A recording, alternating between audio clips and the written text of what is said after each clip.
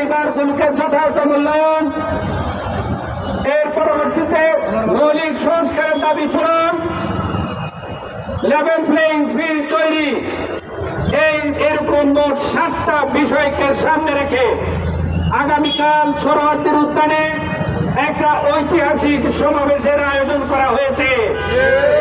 এই সমাবেশে আমরা শুধু নিজেরাও যাব না, আমরা আশা করছি এই কারণ বাজারের সমস্ত ব্যবসায়ীরা এই প্রোগ্রামে অংশগ্রহণ করবে ইনশাআল্লাহ। আমাদের দাবি আগামী দিনে একটা সুষ্ঠু নির্বাচনের মাধ্যমে, উপযুক্ত দেশপ্রেমিক নির্বাচনের মাধ্যমে আমরা একটা শৃঙ্খলিত জাতি উপহার দিতে পারবো ইনশাআল্লাহ। আগামী দিনের বিষয় হচ্ছে ইসলামের সমস্ত দলগুলো আজকে ঐক্যবদ্ধ হয়েছে।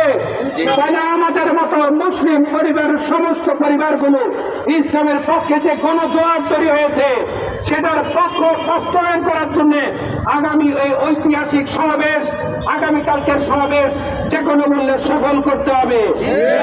আমি প্রত্যেককে আগামী দিনে ঝড় বৃষ্টি রোদ যে অবস্থায় থাকুক না কেন আমরা প্রোগ্রাম শেষ হওয়া পর্যন্ত মাঠে থাকবো ইনশাআল্লাহ। সবাইকে আগামী দিনে আগামীকালকে প্রোগ্রাম অংশগ্রহণ করার আহ্বান জানিয়ে আজকের এই সংক্ষিপ্ত পথসভার আমার বক্তব্য শেষ করছি। আসসালামু আলাইকুম রহমতুল্লাহ। আমাদের প্রচার প্রচারণা চলবে।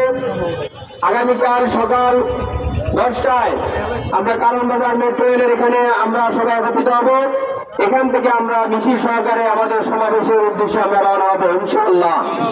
সবাইকে, সকল জনশক্তি, সকল কর্মী, ভাই বন্ধু, আপনার ব্যবসায়ী প্রতিবেশী সকলকে সাথে নিয়ে আমরা ইনশাআল্লাহ আসবো এবং এখন থেকে আমরা সবার মাঝে আমরা আবার দাওয়াতি কাজ করবো, লিফলেট বিতরণ করবো। আমাদের প্রচার প্রচার থাকবে। সবাইকে ধন্যবাদ জানিয়ে এই পর্যায়ে প্রোগ্রাম এখানে সমাপ্তি করছি। আসসালামু আলাইকুম রহমতুল্লাহ। ওয়ালাইকুম আসসালাম।